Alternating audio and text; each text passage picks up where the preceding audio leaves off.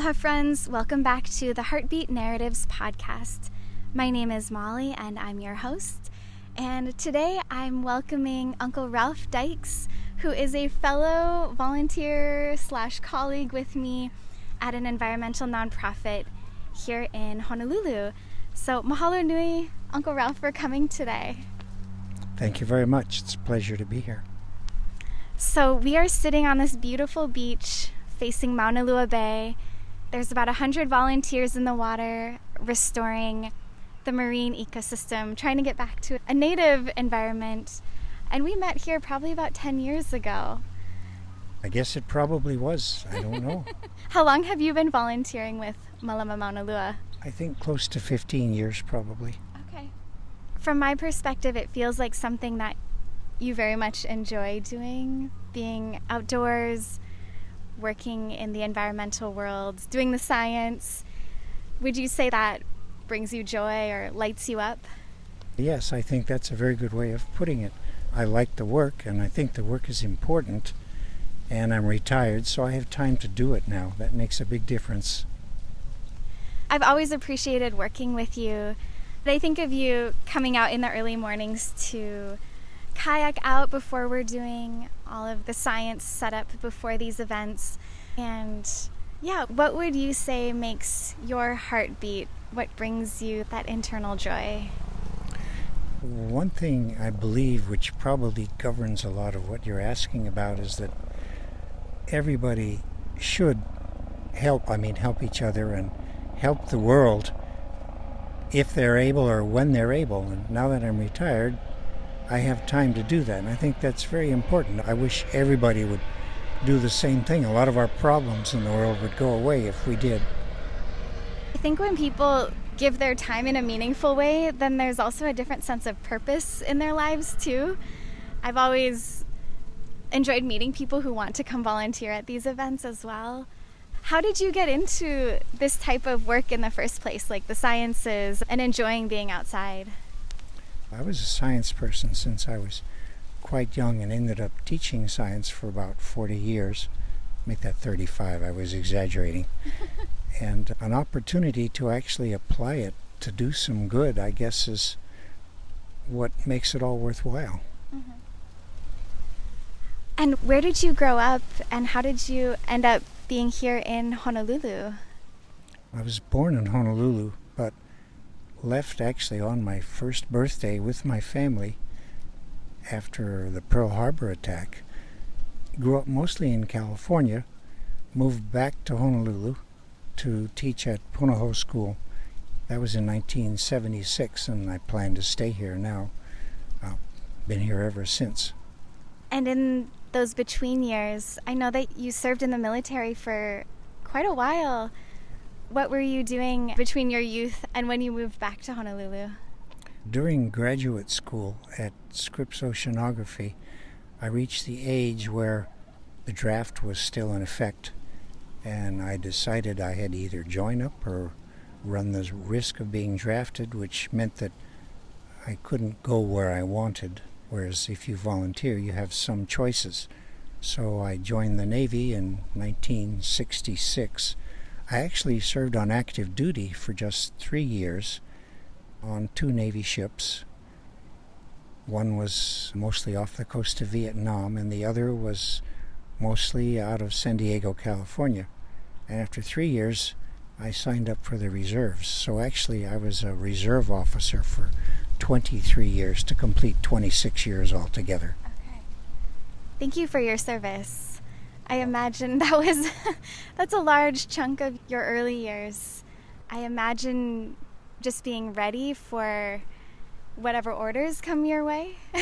So how did you manage all of that, kind of like the unknown? Because you were born at a really pivotal time in history. Were you born in 1940 or 1941? 40. In 40. Okay, so you were born before Pearl Harbor was attacked. Yes. Okay. That's right. And my family was there. Nobody was harmed in my family, lucky for them and me. But after that, I grew up mostly in California and went to high school and college there, and eventually moved back to Hawaii after a short teaching excursion, I don't know if that's the right word, in New Hampshire, and continued teaching, but by this point I was in the reserves, so it was possible to be a full-time teacher and coach and also a naval reservist, which is essentially a part-time job. What was it like being a teacher during that time? I imagine you've seen many of your students grow up and go on to do interesting things or maybe become scientists themselves. And what did you teach? I taught science of various kinds, mostly biology and oceanography. My most advanced degree is in marine biology. And actually at the moment, 3 of my best doctors are former students of mine, just by chance. Are they here in Hawaii? Yes. Okay.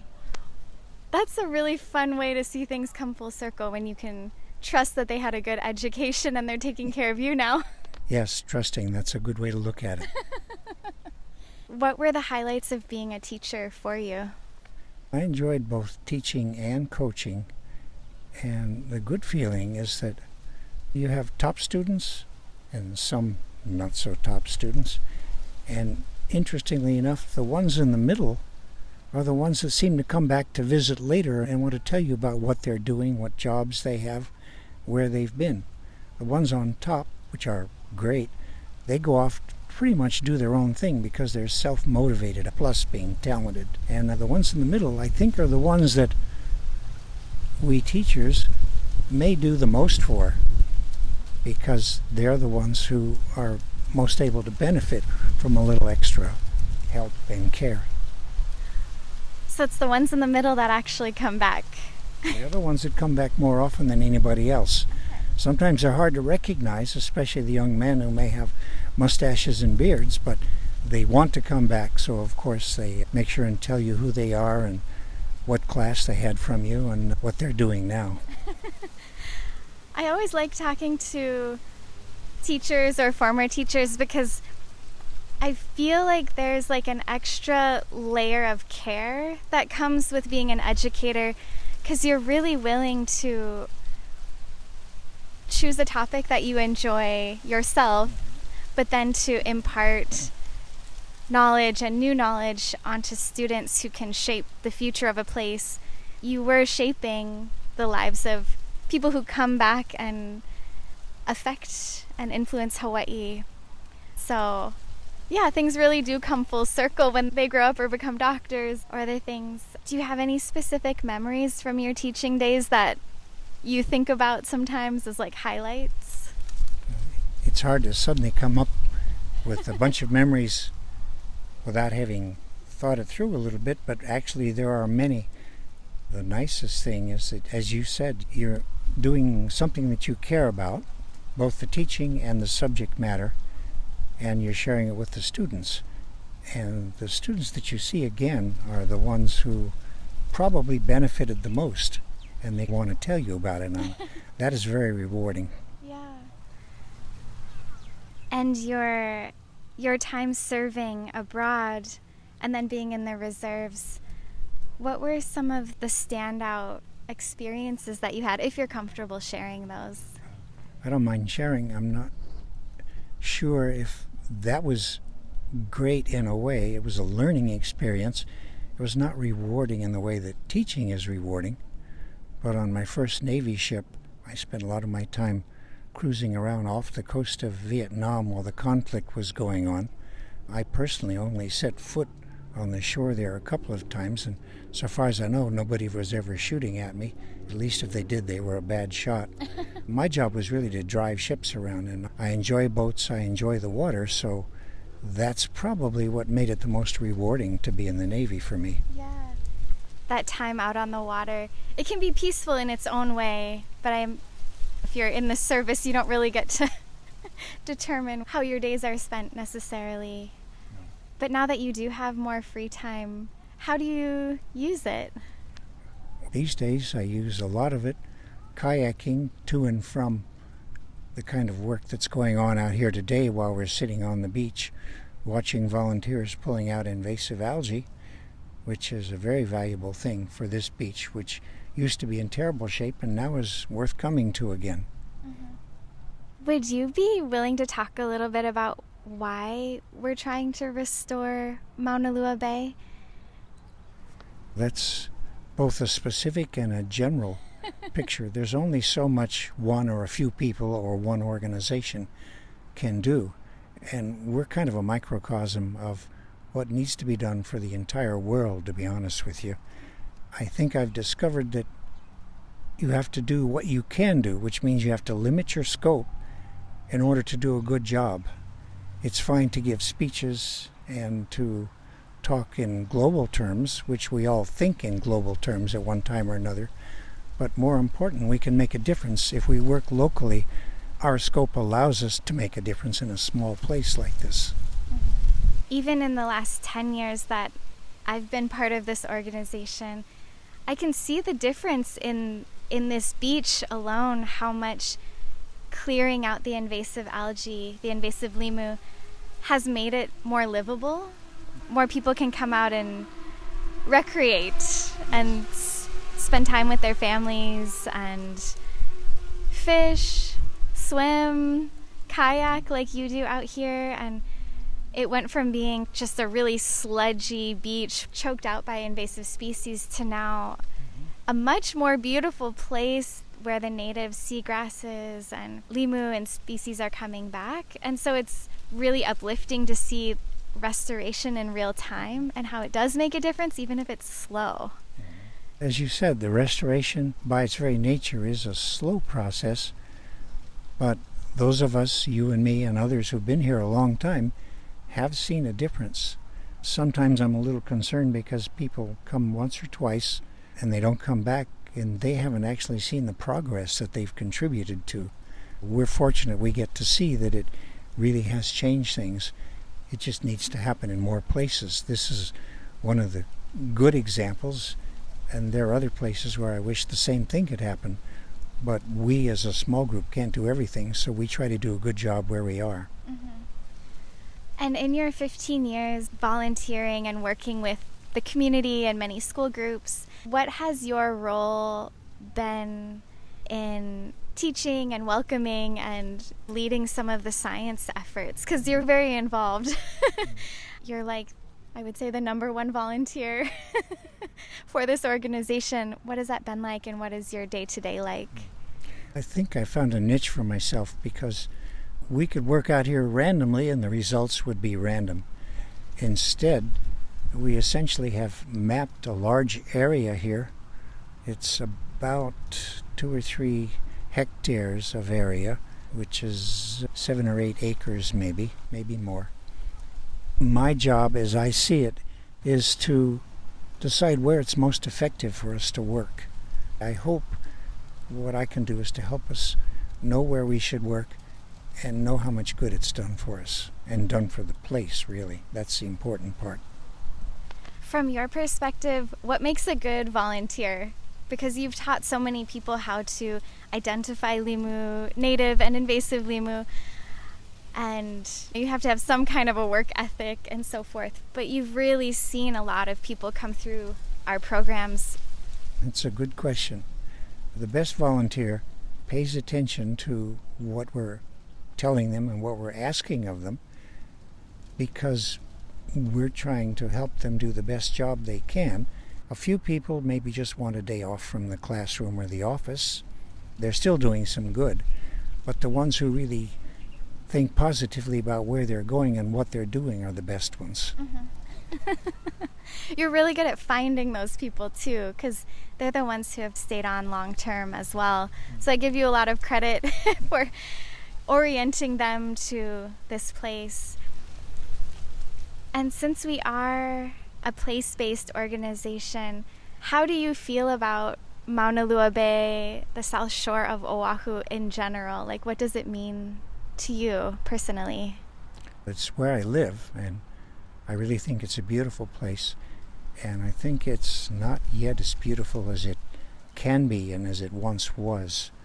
So I hope what we're doing is contributing to bringing it back to its potential. I've heard from other people who grew up in this area, other long-term community members, kama'aina, who said that they would go into a foot of water, and they were able to catch enough fish for their whole week to eat.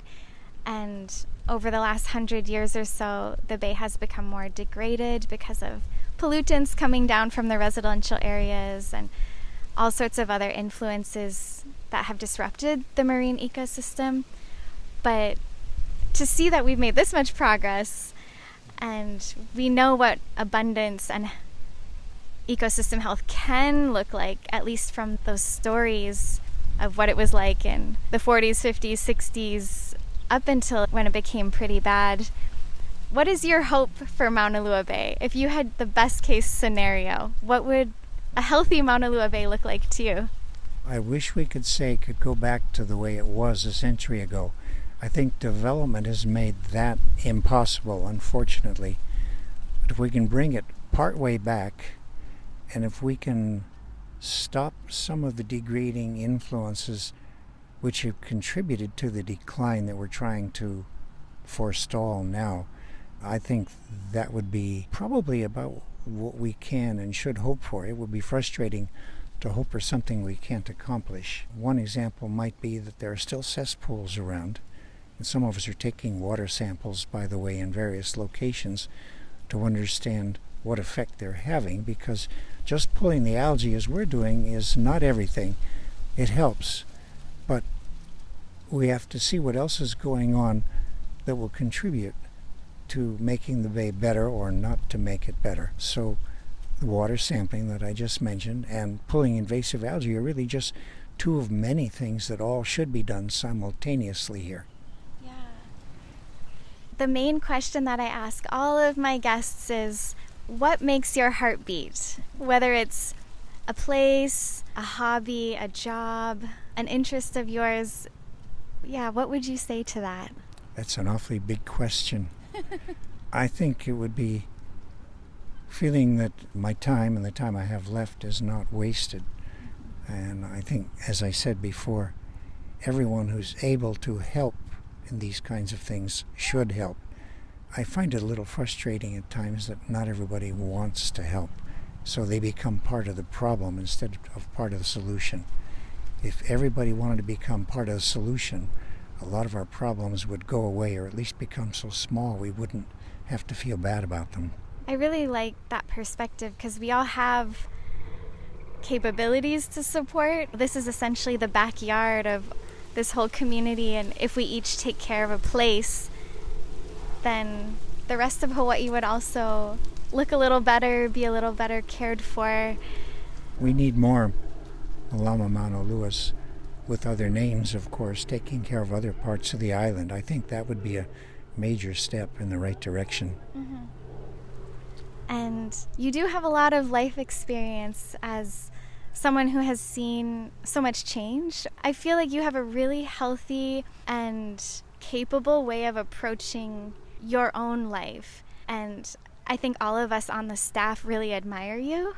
Any thoughts for us young people who are still kind of stumbling through finding our own way? Well, I think many of you are already doing this, but I would suggest everybody needs to think about their priorities, their big picture priorities, periodically, see if they've changed.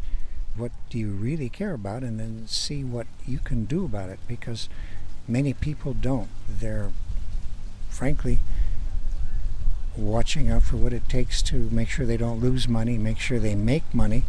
Everybody needs money, but we have to go beyond that and not let that be the final goal. The real goal is to decide what matters to you other than your job, what you can do outside your job that will help the people around you and the rest of the world too. Yeah. And if you don't prioritize it, who else is going to do it? Mm-hmm. Thank you. Setting priorities. Because otherwise we're just aimlessly just going through and not really having a goal in mind. Yeah. You don't want to just, in my opinion, you don't want to just go through life and then you get old and die, and what have you done? I'd like each of us to be proud of whatever it is we're doing. And some people like to say that's what you'd like to either have written on your tombstone or at least said at your memorial service someday. Mm-hmm. If you think in those terms, you probably will do better and do more of it. Yeah. a little bit more focus. Yes, very good. I think you said it right. It's funny, as we're watching these 100 volunteers out in the water, the breeze is blowing, it's a beautiful sunny Saturday morning, and I can't help but think how lucky we are to live here. Yes. And how lucky we are to serve this place and have the team that we have.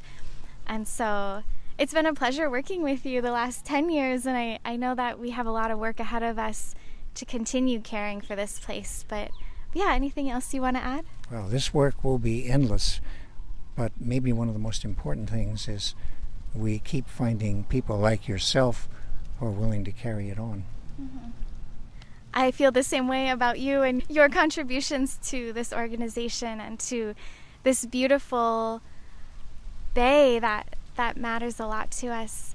But mahalo nui, Uncle Ralph, for everything that you've done and your willingness to share about your life and career and your contributions to science and restoration of Hawaii. We're going to hop back into the volunteering before the group wraps up, but mahalo nui. It's a pleasure. And mahalo everybody for tuning in to this episode with Uncle Ralph. We'll catch you on the next one. Aloha.